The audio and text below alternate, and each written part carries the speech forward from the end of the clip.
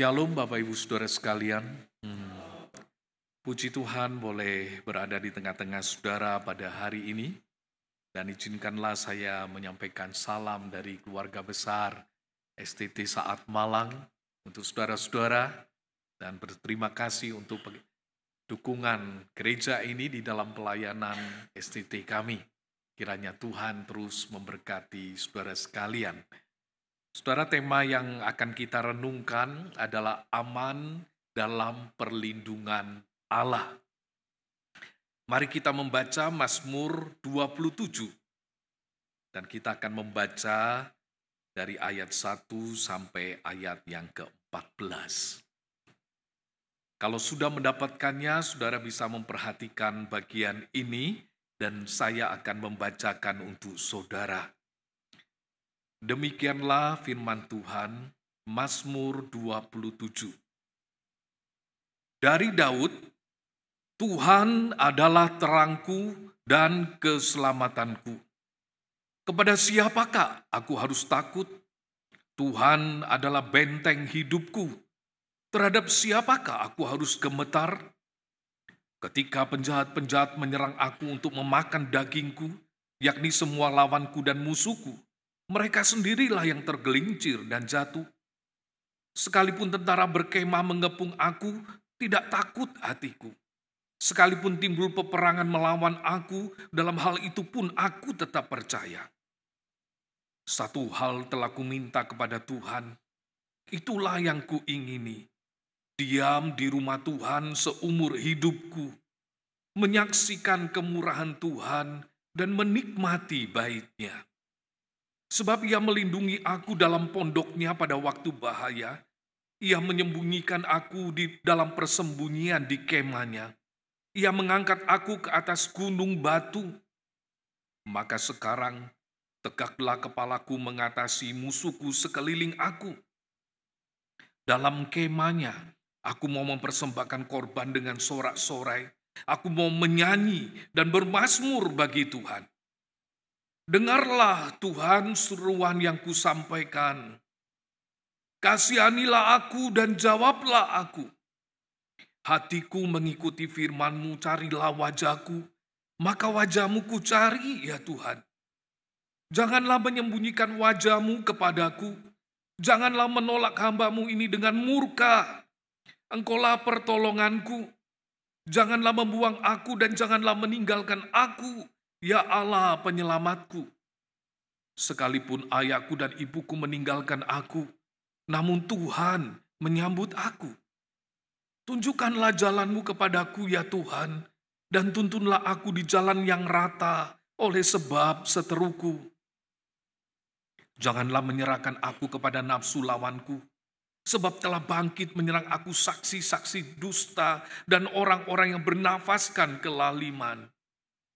Sesungguhnya, aku percaya akan melihat kebaikan Tuhan di negeri orang-orang yang hidup.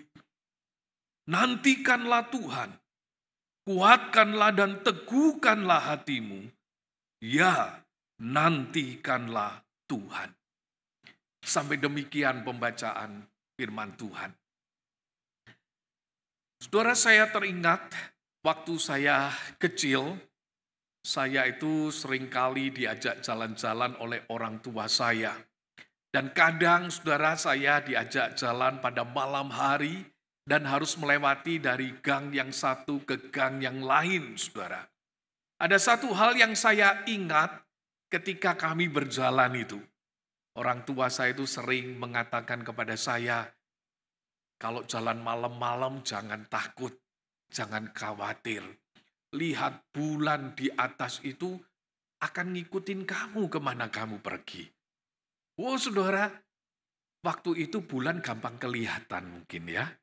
Saya tidak tahu zaman sekarang di Bandung ini masih bisa lihat bulan apa enggak saudara. Kayaknya lampu-lampu begitu banyak sampai bulan tidak kelihatan.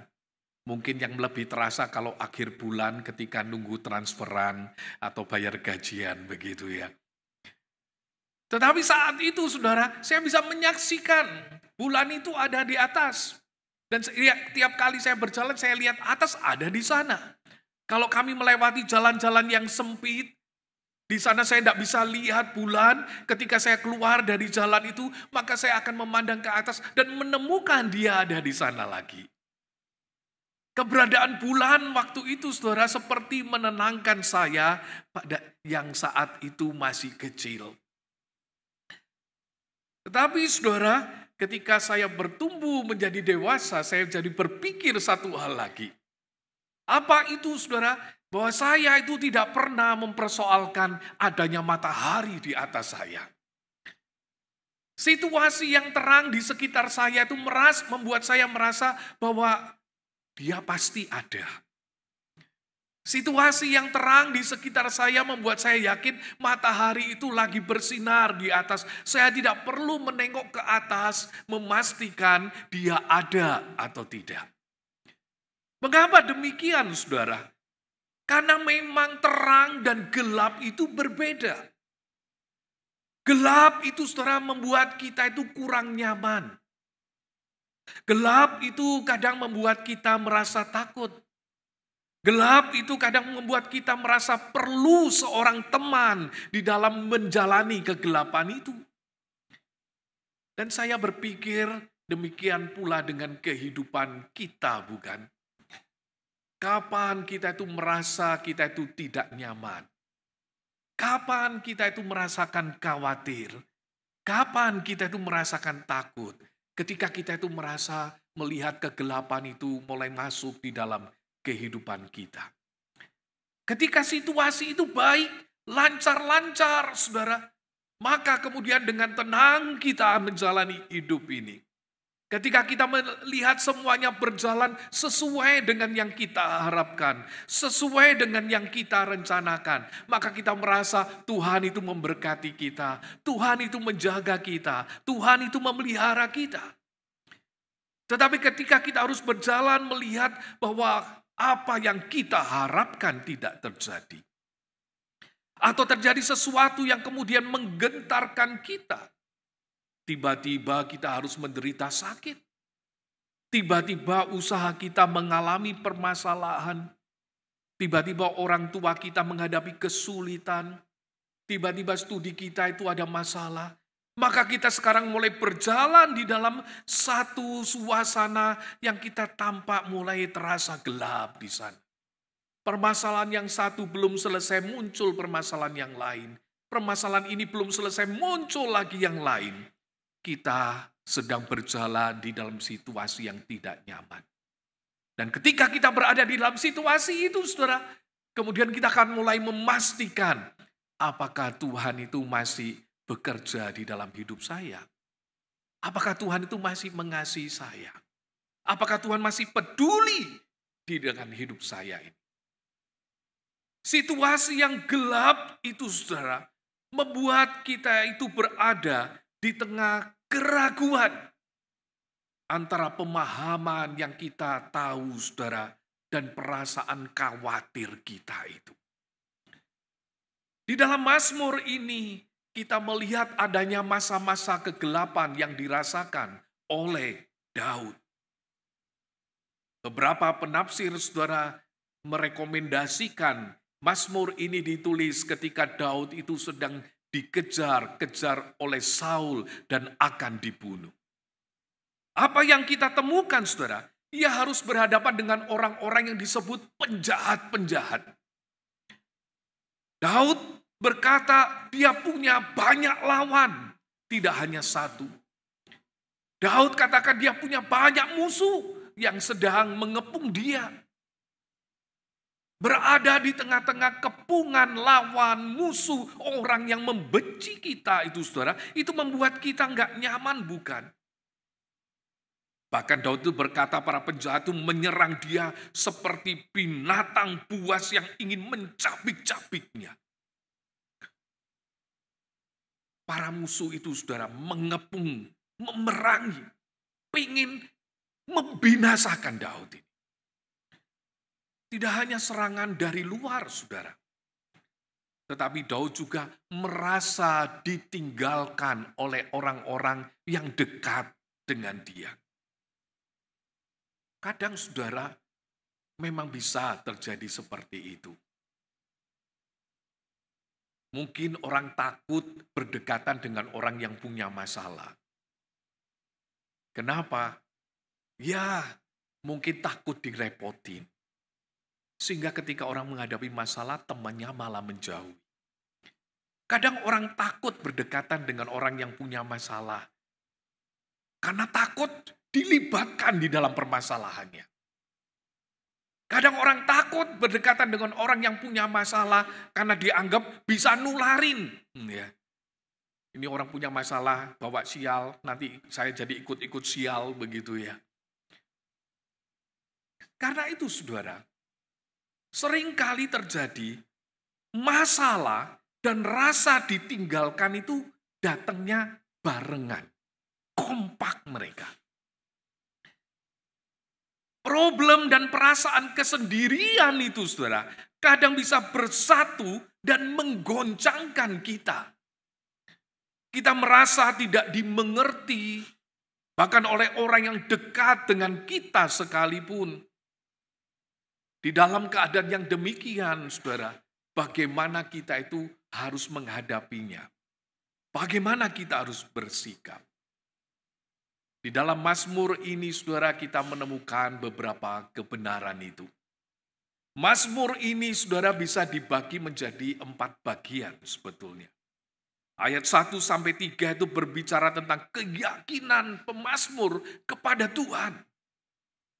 Ayat 4-6 itu saudara menyatakan keinginan pemazmur untuk tinggal di rumah Tuhan, mendekat dengan Tuhan. Kemudian ayat 7-12 ada satu doa permohonan. Sehingga beberapa penafsir juga melihat Mazmur ini sebagai mazmur keluhan juga, sebagai mazmur doa permohonan. Tetapi menariknya saudara, Mazmur ini ditutup dengan satu keyakinan dan satu dorongan. Karena itu Mazmur ini dapat dikategorikan sebagai Mazmur keyakinan. Di dalamnya saudara kita menemukan bagaimana pemazmur itu melihat Tuhan, melihat masalahnya, dan melihat dirinya. Dan bagaimana ia kemudian menghadapi situasi yang menggoncangkan itu, yang harus dia hadapi. Apa kebenarannya saudara? Di sini kita melihat satu kebenaran yang dinyatakan oleh pemazmur. Bahwa Tuhan itu adalah sang pelindung. Gambaran Tuhan sang pelindung itu saudara, seperti mungkin boleh kita katakan Tuhan itu bodyguard. Yang jagain, yang bakal bela orang yang dilindunginya saudara. Di dalam ayat 1, Daud berkata, Tuhan adalah terangku dan keselamatanku. Tuhan adalah benteng hidupku. Tuhan dikatakan sebagai terang keselamatan dan benteng hidup bagi Daud. Terangku dan keselamatanku itu kemudian disejajarkan dengan benteng hidupku. Di sini saudara kita melihat pemazmur itu memahami bahwa Tuhan itu adalah pembelanya. Tuhan itu adalah pelindungnya. Konsep tentang terang itu saudara adalah gambaran yang sangat kuat di dalam dunia perjanjian lama. Kegelapan itu saudara sesuatu yang ditakuti. Dan terang itu menyatakan kehadiran Tuhan. Terang itu menyatakan berkat. Terang itu menyatakan kenyamanan di sana. Bagi Daud, saudara, ketika dikatakan Tuhan adalah terangku, maka itu berarti Tuhan itu akan mengusir kegelapan yang sedang melandanya. Gambaran ini menunjukkan kepada kita dengan jelas bahwa terang itu memang mengalahkan kegelapan. Sekecil apapun terang, saudara, akan membuat kegelapan itu tidak bisa menguasai. Kalau saudara masuk di dalam ruangan atau tiba-tiba lampu itu mati, saudara ya. Saudara berada dalam keadaan gelap. maka saudara mulai nyalakan HP saudara. Terang yang kecil itu saudara, langsung membuat kegelapan di sekitar kita itu tidak bisa menguasai lagi. Ini menunjukkan kebenaran bahwa Tuhan itu saudara tidak berdiam diri ketika umatnya menghadapi masalah. Ia akan bekerja di sana. Pada sisi yang lain ia menjadi benteng di mana umatnya itu bisa berlindung di dalamnya. Tuhan itu pembela kita. Tuhan itu pelindung kita. Karena itu saudara, Daud dapat berkata, ia melindungi aku dalam pondoknya pada waktu bahaya. Ia menyembunyikan aku di dalam persembunyian di kemahnya. Ia mengangkat aku ke atas gunung batu. Maka sekarang kepalaku itu akan tegak menghadapi musuh-musuhku. Aku mau menyanyi, aku mau bermazmur bagi Tuhan. Oh, ini satu hal yang luar biasa saudara, ketika Daud itu mengakui, mengenal siapa Tuhannya. Tentu saja saudara, kita juga tahu kebenaran itu. Bukankah kita sering menyanyikan, disuarakan, Tuhan adalah terang kita, Tuhan pelindung kita, Tuhan adalah gembala kita, Tuhan penjaga kita, pembela kita. Tetapi mengapa saudara? Kadang kita juga tetap merasa takut. Mengapa kadang kita juga merasa gemetar? Mengapa kita itu merasa kita itu tidak diperhatikan oleh Tuhan?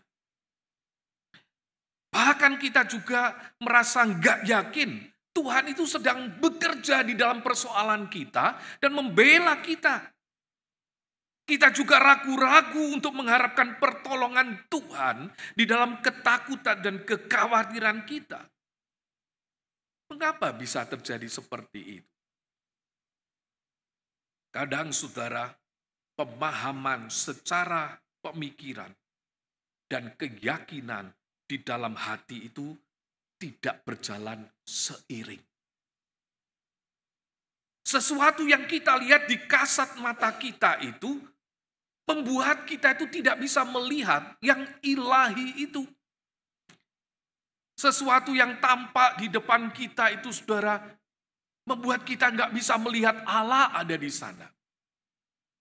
Mungkin kita bisa berkata, di mana Pak bisa melihat Tuhan? Ini yang melihat adalah persoalan. Yang ada di depan saya itu kerugian. Yang ada di depan saya itu sesuatu yang mengkhawatirkan. Ini para ahli ekonomi sudah menyatakan satu prediksi ramalan apa yang terjadi di tahun 2025. Dan bagaimana itu nanti dengan usaha saya. Bagaimana dengan pekerjaan saya. Kita itu saudara kadang melihat apa yang ada di depan mata kita. Sampai-sampai mengaburkan pandangan kita kepada yang ilahi.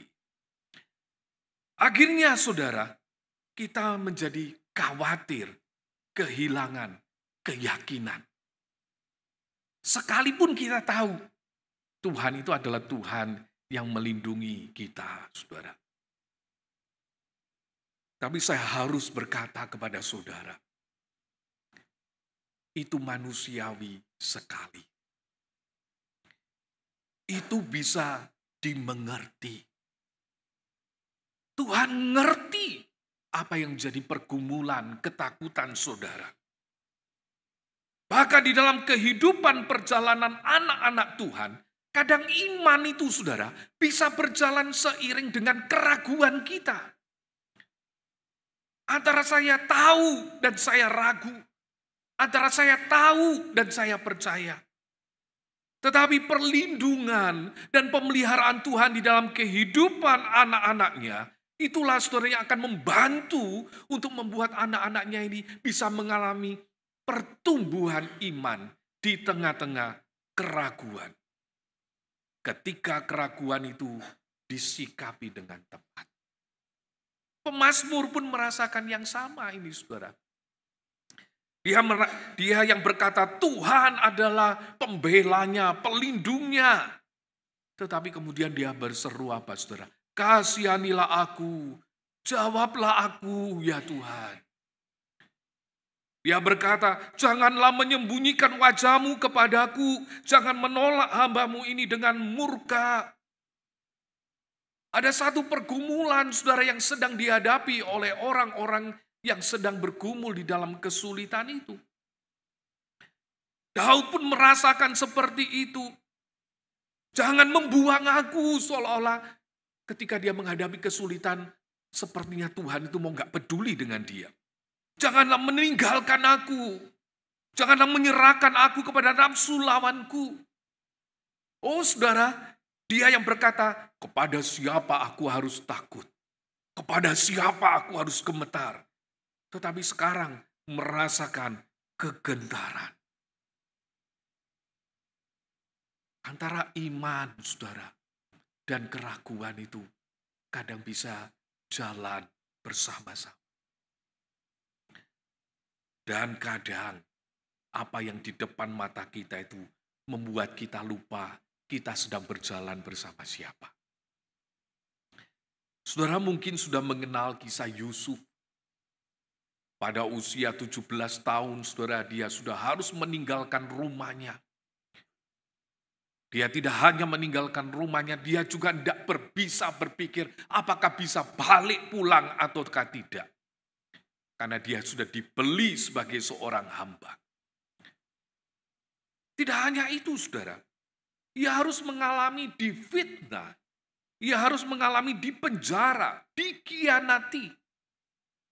Tidak diceritakan bagaimana respon Yusuf ketika ia berada di dalam keadaan yang seperti itu. Tetapi kalau saya membayangkan secara manusia, siapa yang gak bertanya-tanya, mengapa Tuhan? Engkau gak jaga aku, engkau gak lindungi aku, membiarkan aku mengalami masa-masa yang seperti ini. Aku gak salah, aku hidup benar, tetapi kemudian aku harus mengalami situasi yang gak nyaman. Tetapi di sana gak tercatat. Tetapi menariknya saudara, Alkitab itu mencatat. Kejadian 39 ayat 2 dicatat. Tetapi Tuhan menyertai Yusuf. Di mana? Itu ketika ia ada di rumah Potifar. Ketika dia mengalami difitnah. Tuhan menyertai Yusuf. Ayat 21 dari pasal 39 dikatakan Tuhan menyertai Yusuf dan melimpahkan kasih setianya. Di mana saudara? Ketika Yusuf ada di penjara. Oh saudara, situasi yang sepertinya Tuhan itu enggak ada. Ternyata Tuhan ada di sana. Dunia ini saudara, dunia yang tidak sempurna bukan? Kadang kita nggak ngapa-ngapain orang bisa mencelakai kita. Dunia ini dunia yang tidak sempurna. Dan kemudian kita bisa mengalami situasi yang menggoncangkan kita. Tetapi saudara, ada Tuhan di dalam kehidupan anak-anaknya.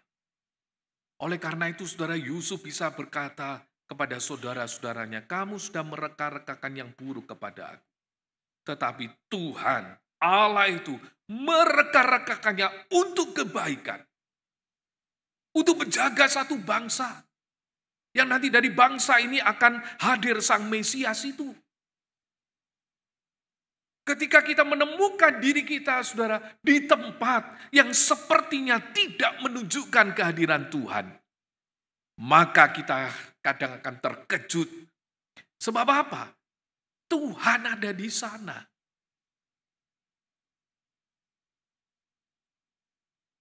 Tentu jadi satu pertanyaan, mengapa saudara? Jawabannya itu sederhana saudara. Tentu pasti bukan karena baiknya kita. Bahkan kadang kita itu iman kita bisa goncang di tengah-tengah permasalahan kita. Bukan karena kesetiaan kita. Karena kadang kita pun menjadi tidak setia ketika menghadapi masalah, bukan? Bukan karena cantiknya, cakepnya kita, saudara. Tetapi satu hal, sebab kita ini adalah anak-anaknya. Kita ini adalah umatnya. Kita ini adalah milik kepunyaan Allah. Bahkan kita menemukan ia membeli kita itu saudara dengan harga yang mahal melalui pengorbanan Kristus di atas kayu salib. Kita dibeli dengan darah anak domba itu saudara. Sampai akhirnya kita diselamatkan. Kita itu menjadi milik Allah. Dan ketika kita menjadi anak-anak Allah saudara, ia kemudian tidak melepaskan kita. Ia berjanji akan menyertai kita. Ketika di atas kayu salib itu saudara, Yesus berteriak, "Allahku, Allahku, mengapa engkau meninggalkan aku?" Dia harus berteriak itu demi saudara dan saya. Supaya apa? Saudara dan saya itu tidak pernah lagi ditinggalkan oleh Allah. Karena itu saudara, janji, aku sekali-kali tidak akan membiarkan engkau. Aku sekali-kali tidak akan meninggalkan kau. Itu digenapi. Saudara, kalau kita melihat bahwa Allah itu sang pelindung kita, dan Allah itu akan terus bekerja di dalam kehidupan kita, bagaimana kita harus menjalani kehidupan yang serba tidak menentu ini? Kebenaran yang dinyatakan oleh pemazmur adalah berharaplah dan nantikanlah Tuhan. Berharaplah dan nantikanlah Tuhan. Saudara, misalnya satu saat saudara mampir ke sebuah restoran, saudara pesen makan, saudara makan dengan enak di restoran itu. Dan ketika saudara mau pulang, kemudian saudara mau membayar. Saudara mau buka HP saudara mau membayar tuh, tiba-tiba saudara, HP saudara problem. Tidak bisa buat bayar. Saudara tidak ngerti, kenapa ini ya? Karena lama saudara coba-coba nggak bisa, kemudian saudara cek dompet saudara.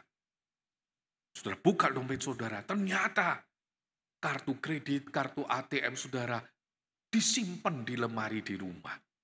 Saudara mulai bingung. Kemudian saudara lihat, oh lumayan ada uang tunai. Dan saudara buka di sana, cuma 12.000. Biasa bayar pakai online, saudara jarang bawa uang tunai. Maka saudara mulai bingung, ini saya harus bayar 150.000, uang cuma 12.000. Maka saudara berusaha lagi, saudara ambil HP saudara lagi, saudara pencet-pencet 11 kali, tetap tidak berhasil. Kasirnya yang tadi senyum, saudara, mulai nampak mukanya sedikit gak enak.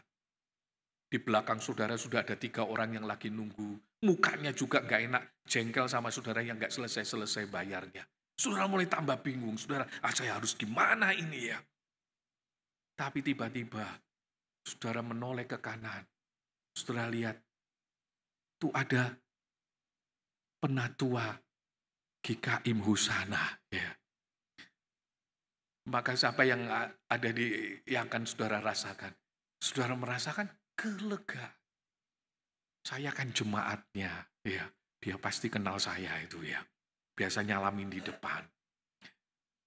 Maka saudara menghampiri dia, meminta pertolongan dia. Dan saudara pun mendapatkan pertolongan.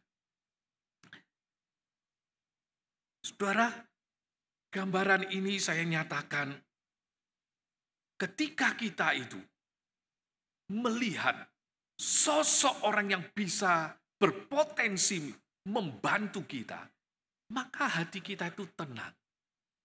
Kita tahu ada jalan keluar. Seharusnya itulah sikap kita ketika kita menyadari Tuhan itu adalah sang pelindung kita. Kita bisa tenang dan melanjutkan perjalanan hidup kita dengan keyakinan bahwa Ia akan bersama-sama dengan kita, saudara, melewati semua yang akan kita hadapi. Di dalam ayat 13 dikatakan, sesungguhnya aku percaya akan melihat kebaikan Tuhan di negeri orang-orang yang hidup. Di tengah-tengah kegelapannya, saudara pemazmur yakin ia bisa akan tetap melihat kebaikan Tuhan. ia tetap bisa merasakan kebaikan Tuhan. Ia tetap bisa merasakan kehadiran Tuhan di dalam situasi dunia yang tidak menentu itu. Karena itu saudara, ia mengarahkan hatinya pada kerinduan untuk ada di rumah Tuhan. Untuk mendekat kepada Tuhan. Ini menunjukkan komitmen kesetiaannya kepada Tuhan, bahkan di tengah-tengah persoalan yang belum selesai, bahkan di tengah-tengah doa-doa yang belum terjawab. Dan akhirnya saudara, pemazmur menutup dengan seruan, nantikanlah Tuhan. Kuatkanlah dan teguhkanlah hatimu. Ya, nantikanlah Tuhan. Menanti, menunggu itu memang tidak enak, saudara. Mungkin saudara pernah merasakan menunggu ketika periksa ke dokter. Rasanya lama, males, saudara. Saudara menunggu teman saudara yang mau datang dari pesawat, yang tidak jelas delay atau tidak. Kadang tidak nyaman. Tetapi saudara, kata nantikanlah Tuhan itu bukan sekedar kita itu duduk-duduk diem pasrah. Seolah-olah kita berkata, ya Tuhan terserah kamu. Nantikanlah Tuhan itu saudara bukanlah sikap pasif. Bukanlah sikap diem diri. Karepmu ya Tuhan ya, terserah kamu ya Tuhan. Bukan seperti itu, saudara. Kata-kata kuatkanlah dan teguhkanlah hatimu, saudara. Itu adalah kata-kata tantangan. Kata-kata dorongan kepada prajurit sebelum berperang. Musa dan Tuhan itu menasihati Yosua sebelum memimpin orang Israel ke dalam pertempuran. Kuatkanlah dan teguhkanlah hatimu. Karena dia harus menghadapi satu pertempuran.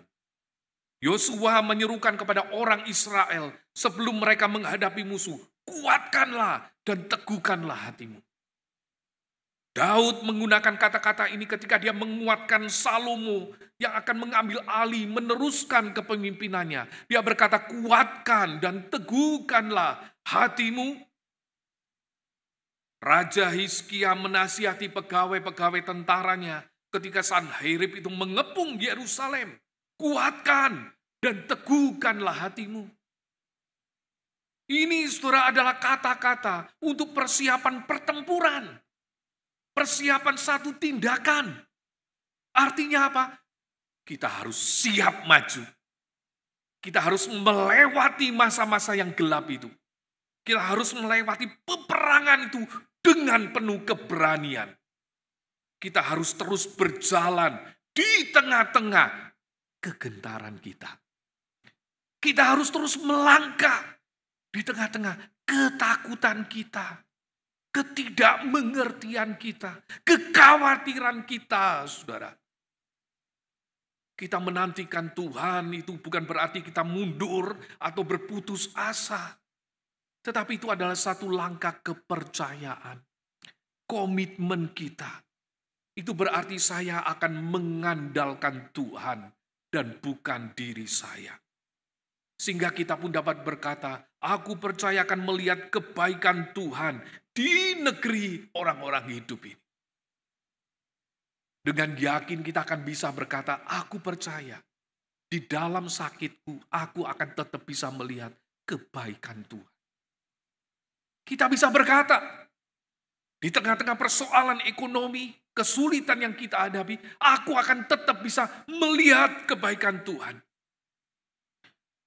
Menantikan Tuhan itu seperti berdiri di dalam satu kegelapan, tetapi saudara, kita bisa melihat ada seberkas cahaya yang datang dari Tuhan. Dan mengetahui sumber cahaya itu memberikan kita keyakinan bahwa di tengah-tengah kegelapan itu ada harapan. Ada Tuhan di sana. Karena terang itu saudara tidak bisa dikalahkan oleh kegelapan. Terang itu akan mengalahkan kegelapan itu. Dan inilah yang memberikan keyakinan untuk kita berani melangkah. Kita itu bisa menjalani kehidupan kita dengan tenang. Ketika kita menghadapi kondisi yang sulit, pandang Tuhan Sang Pelindung kita, Juru Selamat kita. Berharaplah kepadanya. Nantikanlah Dia. Sebab saudara, ketika kita memandang Tuhan, disitulah kita akan melihat kasih-Nya. Kita akan melihat kuasa-Nya yang tidak terbatas itu. Kalau kita melihat sekitar kita, kita tidak akan mendapatkan ketenangan itu. Kalau kita hanya melihat sekitar kita, sana ngomong krisis nanti, ini krisis, ahli-ahli ekonomi kasih tahu kita, datanya begitu luar biasa. Nanti 2025 tambah sulit. Apalagi ketika harus menghadapi masalah-masalah pribadi kita. Mungkin iya. Mungkin kita akan menghadapi satu masa-masa yang tidak mudah. Tetapi saudara, perjalanan kita itu tidak sendirian. Kita bisa mengarahkan mata kita kepada Tuhan yang akan menolong kita di tengah-tengah situasi yang tidak menentu. Di masa pandemi yang lalu, saudara, saya berjumpa dengan seorang rekan pengusaha. Saya tanya, gimana kondisi usaha kamu? Dia katakan, susah. Beberapa pabrik sudah saya tutup, Pak. Tidak bisa produksi. Terus Bapak gimana? Apa mau cari usaha yang lain? Memikirkan berkreasi di bidang yang lain? Dia katakan, usaha saya itu, Pak. Saya punya banyak pegawai di sana. Terus apa yang Bapak lakukan? Saya tunggu. Saya nantikan. Tuhan akan bekerja pada waktunya. Dengan iman, saudara, dia berkata seperti itu. Terakhir saya ketemu setelah pandemi selesai, saudara. Saya tanya, gimana keadaannya? Dia katakan, saya mulai bangkit lagi. Sedikit demi sedikit. Dan dia tetap memandang kepada Tuhan yang menjadi pembelanya. Bahkan di tengah-tengah situasi yang tidak jelas. Saudara, disitulah letak pengharapan kita. Di dalam salah satu khotbahnya, Pendeta Rick Warren itu menceritakan tentang seorang yang bernama Robbie Risner. Dia seorang pilot Amerika yang bertugas di dalam perang di Vietnam. Pesawatnya jatuh karena tertembak dan dia harus ditangkap. Ketika dia ditangkap, selama 32 hari dia disiksa. Ia harus menjalani 7 tahun sebagai tawanan perang. Dan 3 tahun dia ditaruh di dalam ruang isolasi yang tidak ada cahaya sama sekali. Gelap gulita. Catatan menunjukkan ketika kita berada di dalam satu ruangan yang gelap begitu lama, itu bisa mengganggu kita, bisa membuat kita stres, membuat pikiran kita menjadi tidak waras.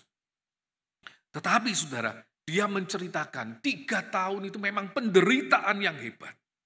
Tetapi dia bisa bertahan. Risner itu menceritakan ada lubang kecil di lantai, tempat kalau penjara itu dibersihkan, maka air akan dialirkan ke sana. Nah, dia berkata, saya sering lihat ke lubang itu. Di situ saya melihat cahaya di luar. Sedikit tampak rumput-rumput yang berwarna hijau. Risner berkata, cahaya kecil dan sedikit warna itu seperti transfusi darah bagi saya setiap hari. Saya memulai tiap hari dengan berdoa. Saya kemudian berbaring di lantai, kepalanya ditempelkan di lantai itu, dan melihat lubang kecil itu, saudara. Dan dia berkata, saya berkata kepada Tuhan, saya percaya pada kebaikan Tuhan. Dan Tuhan akan membuat saya mampu melalui tahun-tahun di dalam kegelapan ini. Saudara, bukan saja dia hidup, bukan saja dia tetap waras, dia dibebaskan kembali ke Angkatan Udara Amerika, menyelesaikan karirnya, dan pensiun sebagai seorang brigadir jenderal. Hidup kita itu di tangan Tuhan. Ketika situasi di depan tidak bisa kita prediksi dan mengkhawatirkan kita, ketika kegelapan itu meliputi kita, pandang saudara, Sang Pelindung kita. Ia yang mati disalib bagi saudara. Ia yang menebus saudara. Sesungguhnya ia tidak akan pernah meninggalkan saudara. Dan jalani kehidupan ini dengan satu keyakinan. Bahwa saya akan tetap melihat kebaikan Tuhan. Di tengah-tengah situasi yang mungkin tidak mudah. Percayalah kepada Dia. Setialah. Dan nikmati perjalanan bersama dengan Tuhan. Kuatkan, teguhkanlah hatimu. Amin.